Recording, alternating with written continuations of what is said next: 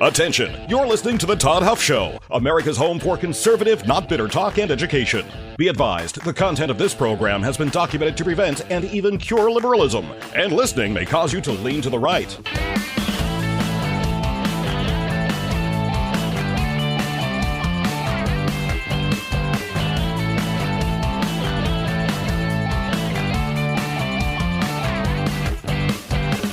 And now, coming to you from the Full Suite Wealth Studios, here's your conservative but not bitter host, Todd Huff.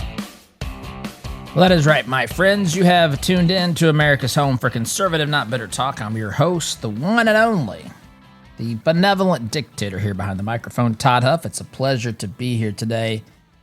Thoughts, questions, feedback, all of that can be sent to 317-785-1030. And if you want to get, well, what all of the insiders get about this program, email it out to them in the inner circle each and every day. Just text the word truth to that number.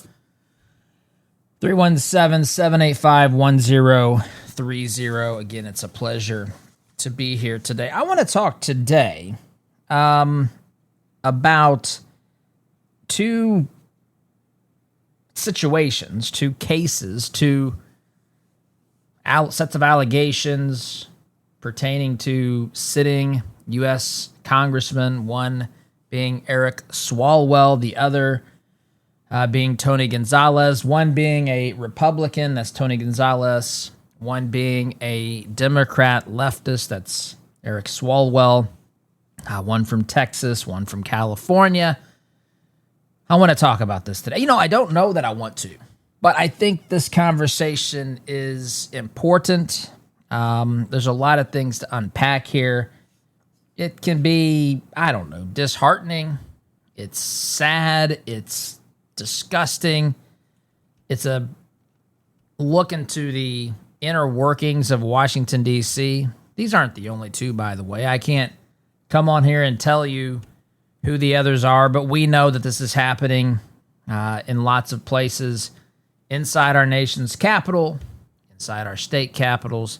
And if we're being fair and honest, which I try to do, I try to be fair and honest, this is happening all over the country in executive offices and boardrooms. It's happening in small businesses. It's happening in city councils and high schools, heck, in elementary schools. It's it's the condition of humanity, but it's also I think a state of reality. There's only 435 congresspeople, 100 senators. So there's 535 people who are elected to the U.S. legislature. So anyway, we're going to talk about two of them. We'll do that here, my friends, in due course. If you're curious about Kratom or just trying to figure out who you can trust, let me introduce you to Christopher's Organic Botanicals, family-run company. They offer natural, lab-tested Kratom, not that synthetic junk that has given Kratom a bad name. Real Kratom is responsibly sourced. It's tested for purity. It's not a synthetic bunch of garbage. And it's what Christopher's is all about. It's about the, truth, tradition, and transparency of Kratom. So they work directly with farmers in Indonesia. They follow the same traditions that have been trusted for generations. There are no gimmicks. There are no shortcuts. It's just a clean, honest alternative for people looking for a more natural way to support their health. Now, once you do your research and decide this is for you, start with their Kratom Starter Pack. Use coupon code TODDHUFF. You'll save 10% on your first order. Christopher's Organic Botanicals.com. That's Christopher's Organic Botanicals.com. Truth, tradition, transparency. All right, so let's get into this. I've said on here before, and it might be surprising to hear me say, but I don't enjoy. Boy, this may come. I've said it before, so you may have heard me say it. But if you haven't heard me say it, it might come as a bit of a surprise. Dare I say a shock? But I don't like talking about what many people would consider politics.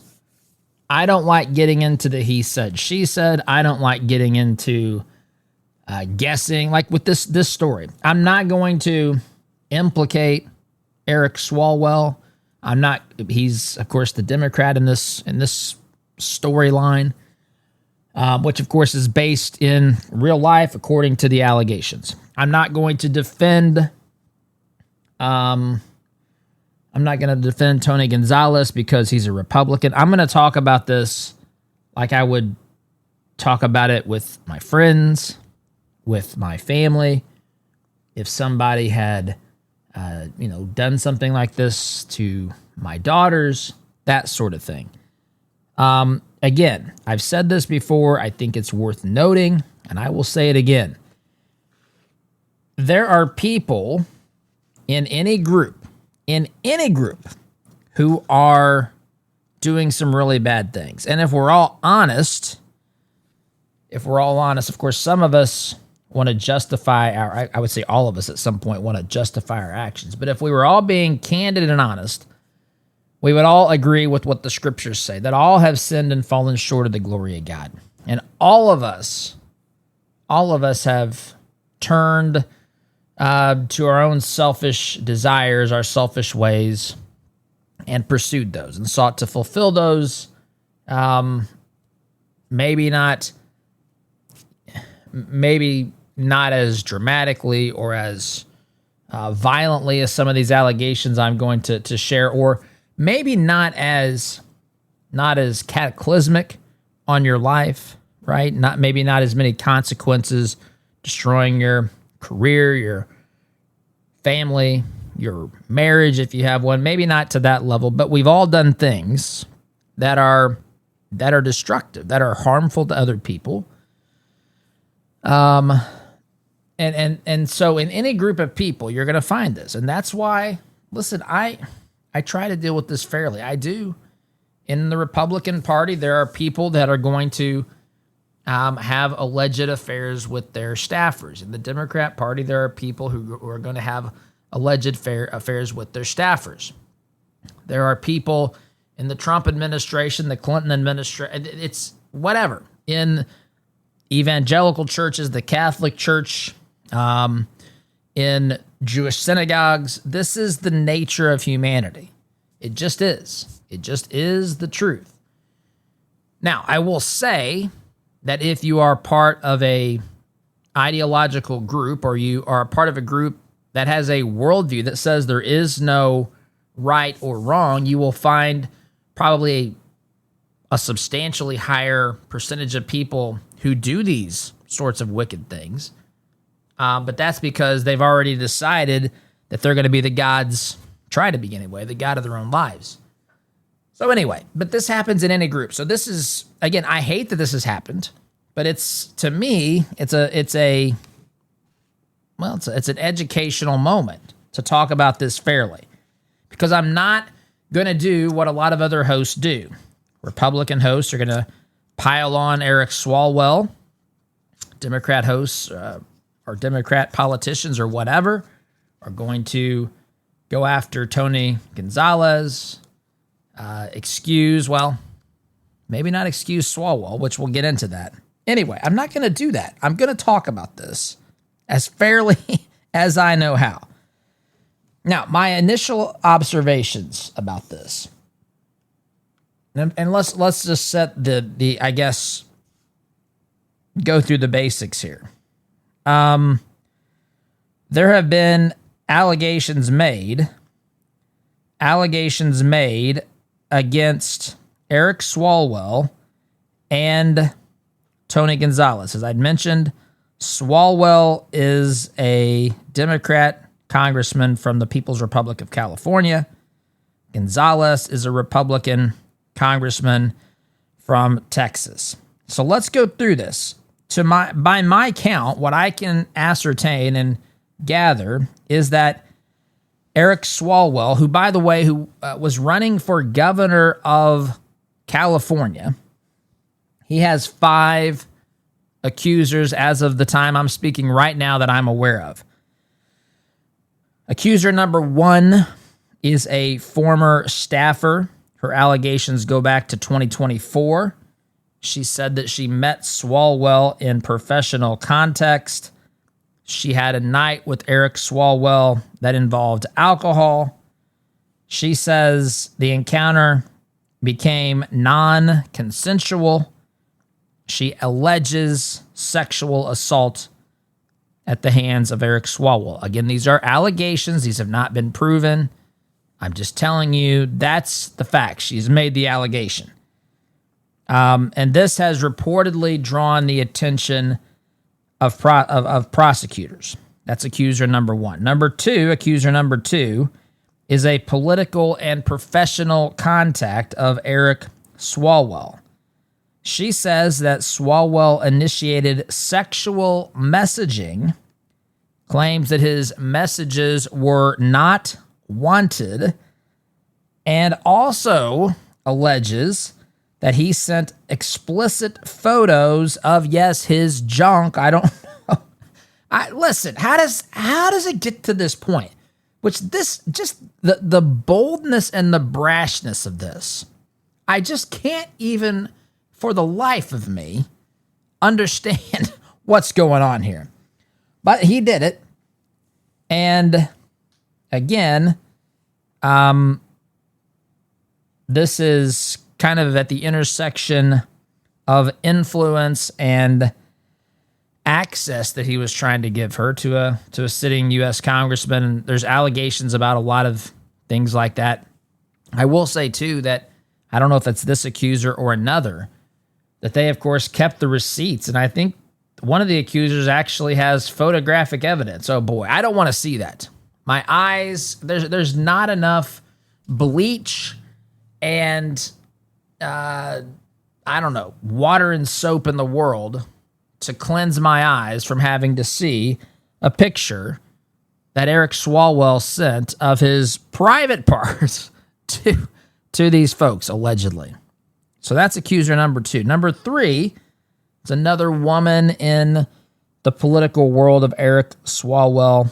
She has a similar pattern that she is claiming, that he made unsolicited sexual advances, that he was persistently messaging her, describes pressure from him that he tied to his position, trying to leverage potentially. Again, these are allegations. I'm not saying that they're true. This is just where we are. And so she does not, however, she says that there was no physical assault in this case, at least as of right now. That's not what she's claiming. Female number 4 for Eric Swalwell. She alleges coercion from Eric Swalwell. She says that he pursued a sexual relationship with her while leveraging his position, his power, his status. She describes a situation where saying no to Eric Swalwell carried perceived consequences. A little bit of intimidation, perhaps there. Maybe a lot of intimidation, perhaps there. This, of course, is a sort of power imbalance. She's alleging coercion and hasn't alleged any physical assault or anything else.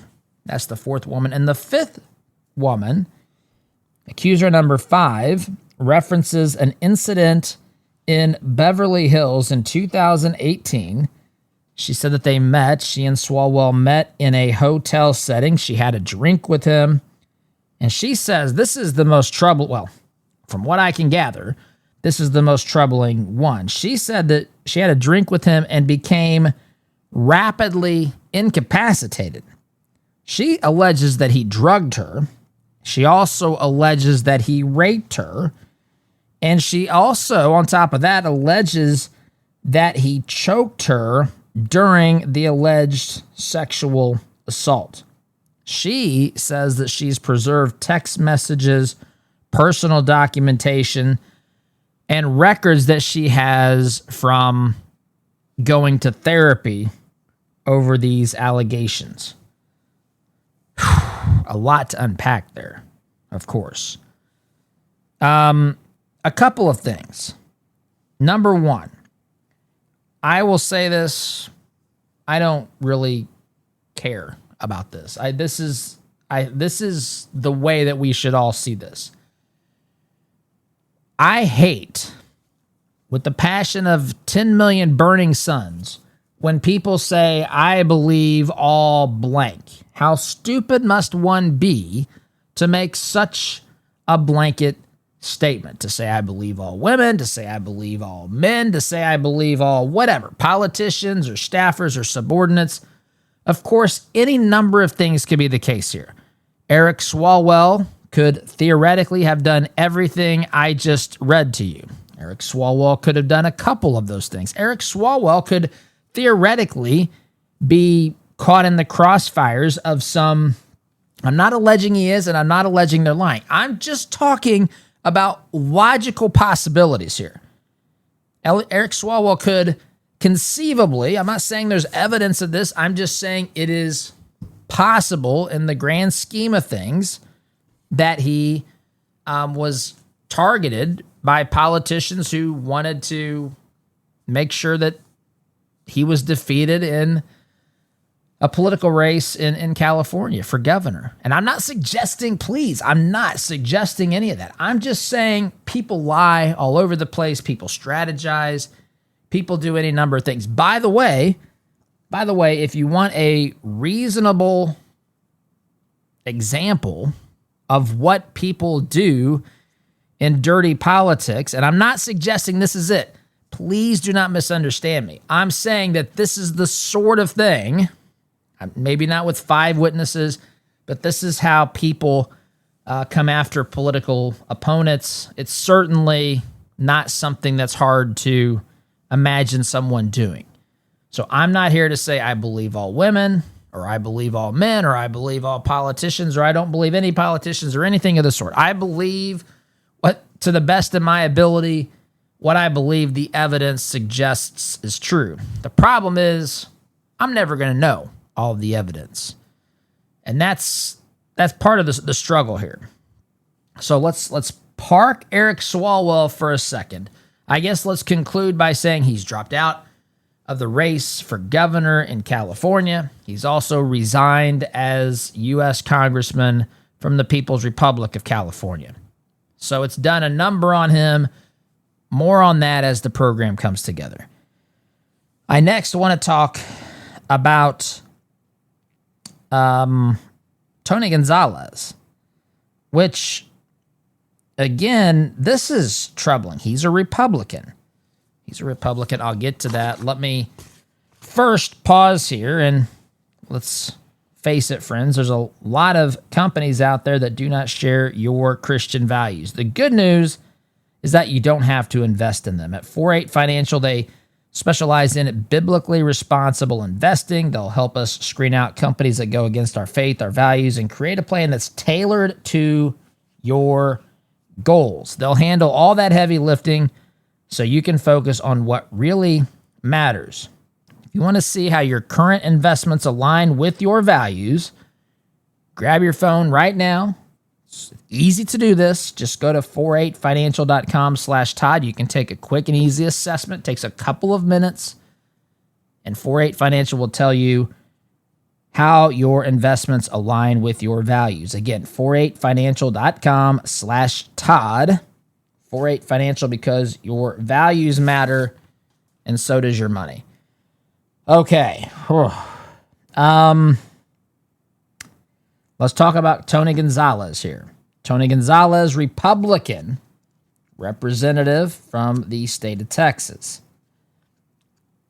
He basically confirmed at least part of the scandal here, where he was alleged to have had a relationship with an aide back in 2025 named Regina Santos Aviles. She was, again, a staffer for the congressman. And, of course, that in and of itself, you got a congressman, you've got a staffer, you've got an inappropriate relationship, and that's, of course, problematic in lots of ways. Lots of ways, right? Now, I will also tell you that there appears to be or seems to be reporting beyond just, I say just, that has more, there's more to that I haven't gotten to yet. But there may be more of a pattern here, allegedly, with Representative Gonzalez, because there are reports that he solicited sexual relationships from other staffers requesting explicit or nude photos from them. Just pause for a moment. You can see similarities immediately between Representative Swalwell, allegedly, Representative Gonzalez, allegedly.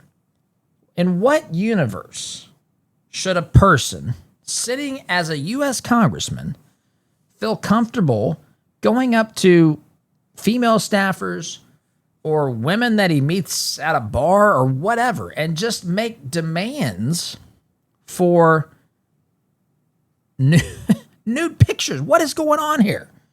This, to me, if they are this brash and this open and this callous about it, it indicates that this is a much deeper problem. Yeah, and that's the first thing as I read through this and think about this, that I just find myself thinking, there is no way that people in the U.S. House didn't know about this. There is no way that this would be kept silent. Why is this just now happening at once? And you begin to ask yourself the question: are these women intimidated? Are they? Again, you could say, is it a coordinated effort? I'm not claiming it is. I'm just, why? Why does this all have to happen at once? Why? One of these dates, which was one of Swalwell's dates, goes back to 2018. I mean, that was 8 years. That doesn't mean that it didn't happen. It just, why? What is going on? Are people protecting them? Are they trying to bribe them? Are they keeping them out of the media? How are they interfering with this? Are these women trying to get this story out and they're being prevented from doing so? It just raises all sorts of questions for me. How do we even get here to begin with? But just the brashness and the boldness, and to do this to multiple staffers, in the case of, allegedly, Gonzalez here, it just indicates to me that this is a deep problem, that no way that that people act like they're shocked. Oh, we had no idea. I don't buy it. I just don't. Got to take a break, my friends. You're listening here to the home of conservative, not bitter talk. I'm your host, Todd Huff. Back in just a minute.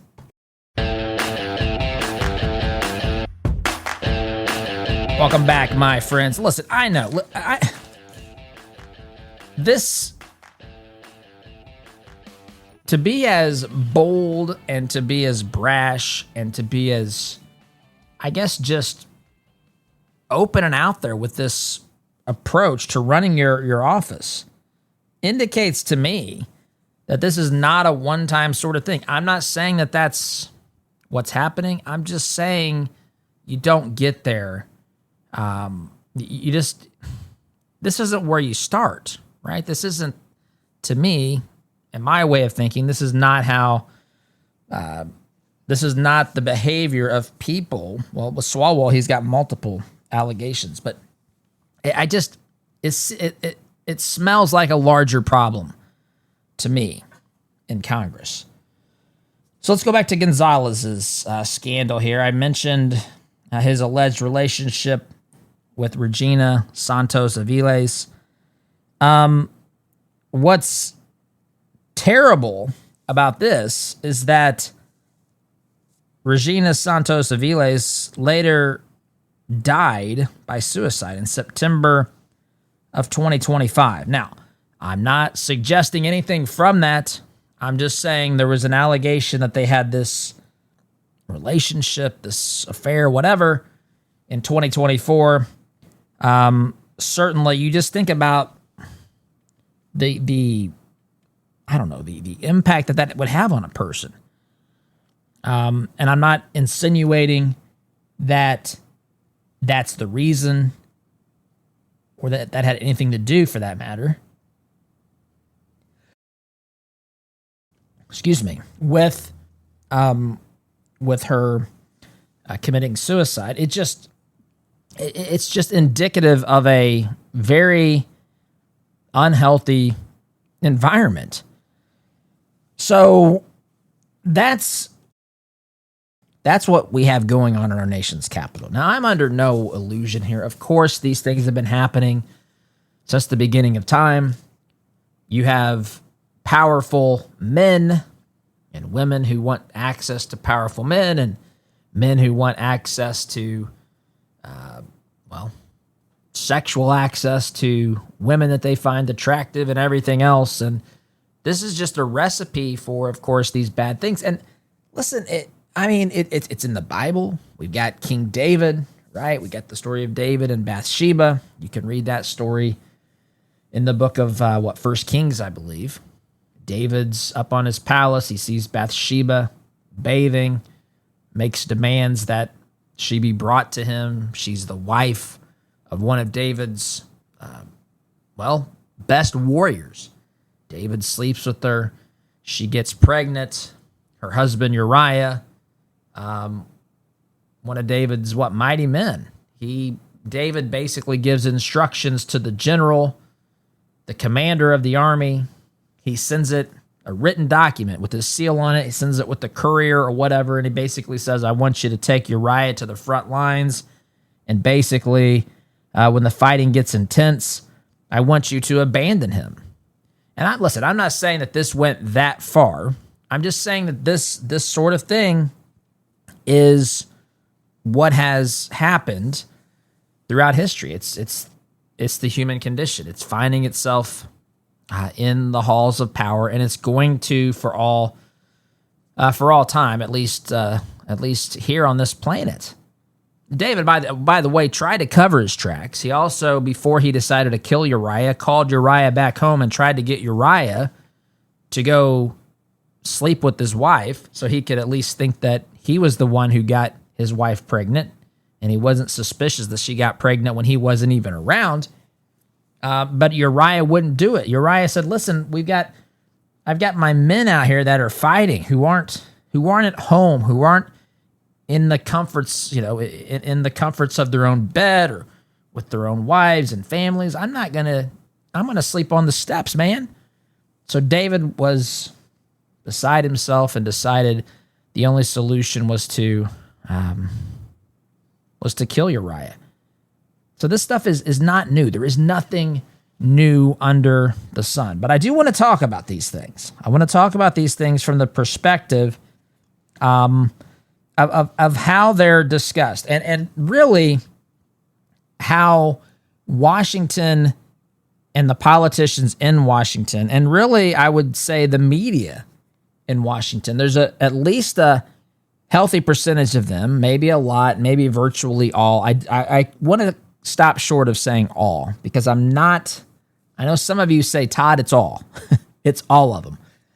I'm not there yet. I hold out hope that there's still some integrity somewhere in the halls of our Congress. And I'm not saying everybody's doing this stuff, but there's a whole bunch of bad stuff happening. This is one example of some really bad stuff. By the way, I didn't mention this. According to the allegations, at least some of these incidents going back to Swalwell, who we talked about primarily in the first segment, some of his alleged escapades happened when he was married, and allegedly his wife was pregnant, which makes it even more problematic or disturbing to some people. So here we are. This is Washington. This is what happens happens again everywhere, but it happens. I don't want to, maybe at a higher percentage in places where there's power and so forth. I don't know, but it happens. Certainly happens. So now you've got a scenario where I don't believe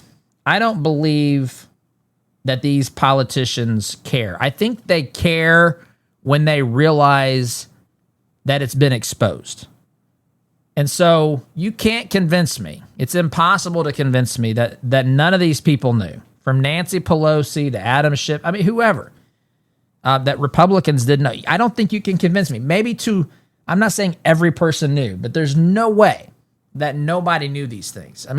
Capitol Hill, even though it's in our nation's capital, Washington, D.C., of course, has a pretty big population when you look outside the city and consider the metro area. But D.C. is small. The Hill is small. There's 535 members of Congress, combining senators and representatives. I mean, it's a relatively small group of people.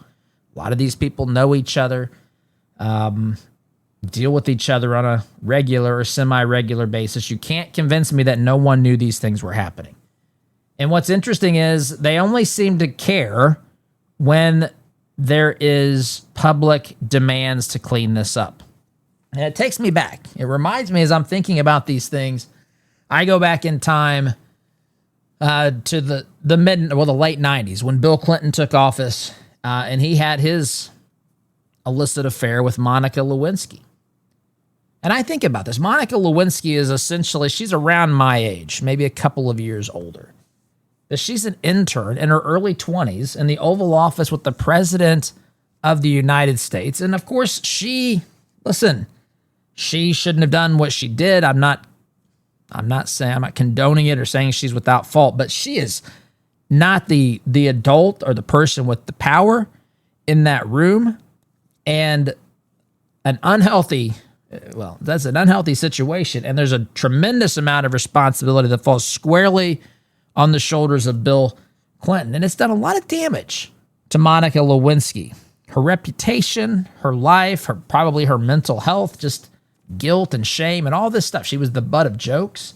But I'm old enough to remember that some of the things that were being said, go back and, I don't know, if some of these things you can't find necessarily on Google. If it's, back in the 90s, doesn't really have a digital footprint. But if you dig, you might be able to find some of this stuff. You'll find articles where people were defending the president. They would say things like, well, it was just sex, or, everybody does it. It was two consenting adults. And it's just, I don't think Bill Clinton ever truly has had his Me Too moment, which is remarkable. And that's the selective outrage here. Now, what's interesting is everybody on the Democrat Party has basically thrown Swalwell to the wolves. No one is defending him. And you can say, wow, what a show of character. I don't think that's what that is. I think it's a calculated move on their part to where they think it is politically advantageous to abandon him. And they will abandon their own. They don't really care once you've lost your usefulness to them. They will abandon you. And there's a difference between standing by someone and saying, listen, they made some terrible decisions, but I'm not, there's still some good qualities. I'm not saying that is or isn't the case with Swalwell. I'm just saying they've politically decided, the Democrats, to basically throw him to the wolves. Republicans, there's really not a whole lot to defend with Gonzalez either. I think both parties, this is Democrats are trying to look, I think, a little bit more against this, again, in the wake of the Me Too movement and so forth. But it's politically driven. And if you look at this stuff historically, the response from the media and politicians often was contingent upon whether that person was on the political left or the political right. And that can't happen. I've got to take a break, my friends. Quick time out. Back in just a minute. Welcome back, my friends. Third and final segment of today's program. I know time flies when you're having fun. We have a lot of fun here. Maybe you've reached that stage where managing your money feels like juggling more than just numbers. You've got tax planning, estate work, investment choices, a whole lot more. That's when Family Office Services can really make a difference. Full Suite Wealth brings all those pieces together into one cohesive strategy. Their Family Office Services gives you access to a coordinated team with advanced option strategies, private equity, private credit, and legal expertise. All, my friends, under one roof. It's about simplifying your financial life, planning for the future, and making sure your legacy stays strong for generations. If you are ready for that next level of support, head on over right now to fullsuitewealth.com. That's fullsuitewealth.com. Don't delay. If this has been speaking to you, if you've found yourself in this position, just have a conversation. They'll treat you right. Jason and his team, fullsuitewealth.com. Build your legacy. Secure your future. Okay, so to me, the biggest takeaways. Number one, politics, again, is it unlike any other element or aspect of life, you have these things happening. I think you might have a higher percentage of these things happening because I think politics attracts a type of person. And I don't mean this everybody. There's some people that I think have really good intentions, but politics attracts people who oftentimes are just attracted to power. And when you have this dynamic, you have people that want power. You have people that want to be connected or intimate with people who have power. You have this scenario where these things happen perhaps more frequently. I think that the people in D.C. know. And what's unfortunate, when these guys resign, which they both did, it stops all these investigations, right? So there's no more hearings, which again, what's a hearing worth? I don't even know. You have these, hearings trying to discern the behavior and integrity of a member of Congress and so forth, but then they resign. So what else would we have found out? Would we have found out that people knew about this and were hiding it? I don't know. I mean, I'm inclined to think that somebody knew. In fact, if you listen to the senator from Arizona, Gallegos, he basically kind of said that about Swalwell. Well, everybody knew he was flirty, I think is what he said. And people think, well, what does that mean? So you're not totally surprised just because he was flirty that he's been accused of sexual assault. A woman has alleged that he raped her. I mean, he drugged her, allegedly. What's going on here? And again, it's just when they know the jig is up, they'll come out and they'll do their virtue signaling and their moral posturing.